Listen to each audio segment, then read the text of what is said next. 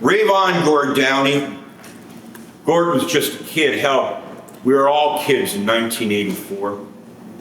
I first met him when I answered a knock at my hotel room door at the Princess George Hotel in Kingston, and there he was with a couple of his high school buddies. We were there in the middle of the afternoon, drinking beer, playing cards, and when that knock came to the hotel room door and I opened it, standing out in the hallway were these really fresh-looking kids shuffling from one foot to the other.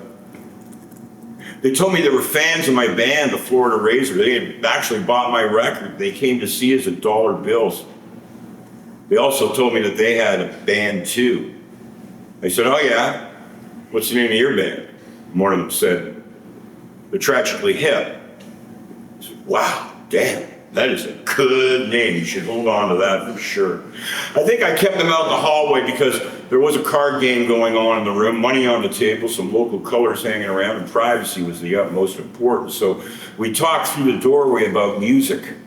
They told me they played early Rolling Stones and did a few Monkees covers, so I asked them, I said, "Well, why don't you come down to the bar tonight and do a set before us, like half an hour or 45 minutes, and do you guys actually have enough songs to fill a set like that?"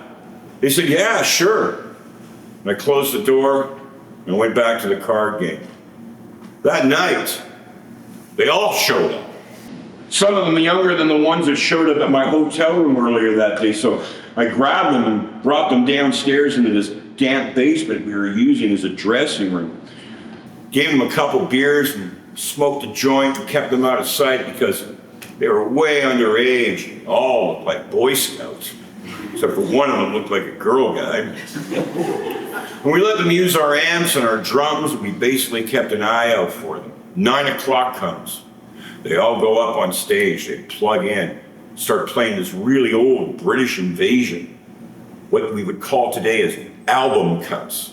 Songs that we never heard around the post-punk Canadian music scene, and they played them with some kind of awkward precision, like they had actually rehearsed. We never rehearsed. We did snort speed, but we never rehearsed. I was surprised these guys were actually sitting in such a great groove, and I can't remember all the songs they played, but there was a version of Baby Please Don't Go by Van Morrison and them, and they did Off the Hook by the Rolling Stones. I mean, who does Off the Hook by the Rolling Stones? Nobody around the Hammer, nobody that I knew, and it was all fresh.